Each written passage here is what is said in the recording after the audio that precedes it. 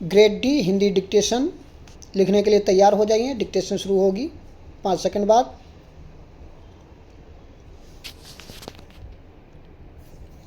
Start. सभापति महोदया, जलवायु परिवर्तन जैसे महत्वपूर्ण मुद्दे पर आपने मुझे बोलने का मौका दिया, उसके लिए बहुत बहुत धन्यवाद। मैं अपने विचार रखते हुए ज़्यादा समय नहीं लूँगा। आज हम लोग ऐसे मुद्दे पर बहस कर रहे हैं। अगर नहीं चेते तो इसके बहुत बुरे परिणाम होंगे। इस पर हमारी दो तरह की सोच होनी चाहिए। एक सोच कि हम अपने देश में जलवायु परिवर्तन के लिए क्या प्रयत्न कर रहे हैं और दुनिया इसके लिए क्या प्रयत्न कर रही है। हम भारतवासी हैं, लेकिन जब पृथ्वी पर खतरा होगा तो चाहे फिर दुनिया के अमीर देश हों, सबको मिलकर प्रयत्न करना होगा। हम भारतवासी हैं, इसमें संदेह नहीं, लेकिन पृथ्वी पर जितने भी देश बसे हैं उन सबको भी इस पर विचार करना चाहिए। हमें दो तरफा लड़ाई लड़नी होगी। पृथ्वी पर बसे दुनिया के जितने मुल्क हैं, सभी मुल्क जलवायु परिवर्तन के लिए तैयार हों और हम भी उसमें प्रयत्न करें।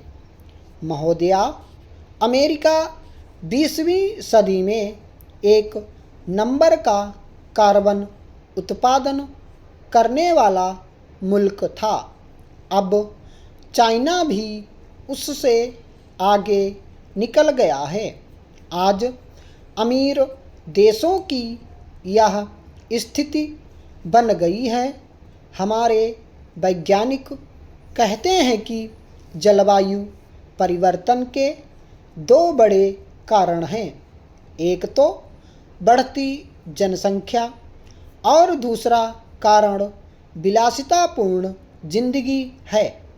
विलासितापूर्ण जिंदगी तैयार करने के लिए अमेरिका जैसे विकसित देशों ने जो कार्बन उत्पादन का सबसे बड़ा घर बना, आज औद्योगिक क्षेत्रों में, परिवहन के क्षेत्र में, ऊर्जा के क्षेत्र में जिस तरह का माहौल और जिस तरह की परिस्थितियां बनाई गईं, इससे हम और आप ही खतरे में नहीं बल्कि संपूर्ण पृथ्वी खतरे में है।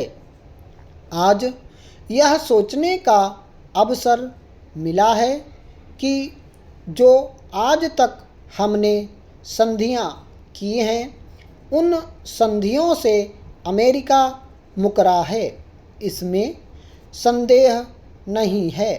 उन संधियों में कई बार विकसित देशों से बाधाएं आई हैं। मैं कहना चाहता हूं कि हमारी सरकार को और माननीय मंत्री जी, जो निश्चित तौर पर पर्यावरण के बहुत प्रेमी हैं, इन्होंने तो अपना मंत्रालय भी पर्यावरण के हिसाब से बनाने की कवायद कर ली थी। माननीय मंत्री जी निश्चित तौर पर पर्यावरण के प्रति बहुत चिंतित हैं। इस चिंता को संपूर्ण दुनिया की चिंता बनाना हमारी बड़ी लड़ाई होगी। जब दो दुश्मनों का झगड़ा होता है, परिवार में कहीं एक मौत हो जाए तो दुश्मन लोग भी उसमें शिरकत करते हैं।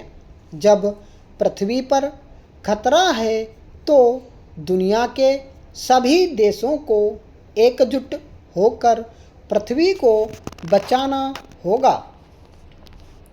इस देश के अंदर जलवायु परिवर्तन भी एक महत्वपूर्ण विषय है, जिसके बारे में भी इस रिपोर्ट पर अध्ययन करके अपनी रिपोर्ट पेश की गई है।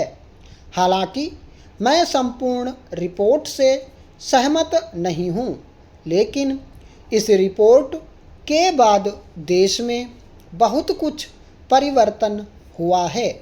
वह परिवर्तन इस बात के लिए भी हुआ है कि धीरे धीरे जिस तरीके से कृषि भूमि गैर कृषि कार्य के लिए काम में आने लगी है, उससे देश के अंदर कृषि भूमि का रकबा कम होता चला गया। इतना ही नहीं कि सिर्फ रकबा कम होता चला गया, बल्कि परिवार बड़ा होता चला गया और जो किसान के पास रकबा बड़ा था वह छोटी छोटी खेती में परिवर्तित होता चला गया। किसी ज़माने में जब खेत पर किसान जाता था तो उसको कोई ऋण नहीं मिलता था, कोई मृदा परीक्षण की प्रयोगशालाएं नहीं थीं, कोई तकनीक नहीं थी, लेकिन उसके बाद भी किसान जाता था तो उसके चेहरे पर खुशहाली रहती थी। हमने हिंदुस्तान में नहीं सुना था कि किसी किसान ने आत्महत्या की है, लेकिन आज इस देश के अंदर रोज हम यह सुन रहे हैं कि किसान आत्महत्या कर रहे हैं। वे आज ऋण के बोझ से डूब रहे हैं और जैसे हमारे मूल प्रस्ताव रखने वाले माननीय सदस्य ने बात बताई कि किस तरीके से कृषि उत्पादन को सड़कों पर सस्ती दर पर भी बेचा जाता है और फेंका भी जाता है।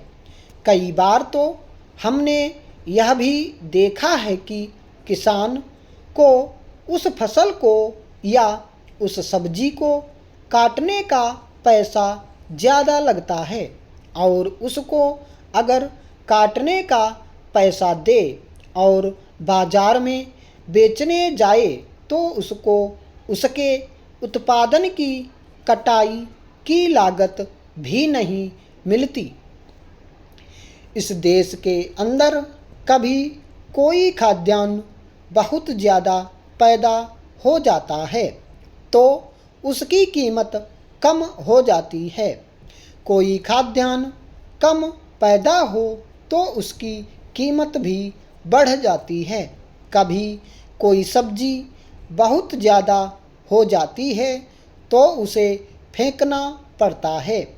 कभी कोई फल बहुत ज़्यादा हो जाता है तो बाज़ार में उसकी कीमत कम हो जाती है।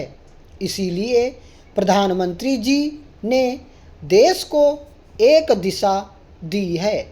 आने वाले समय में यह देश देखेगा कि हम कृषि उत्पादन के आधार पर परिवर्तन की बात कर रहे थे, किसान को आत्मनिर्भर बनाने की बात कर रहे थे।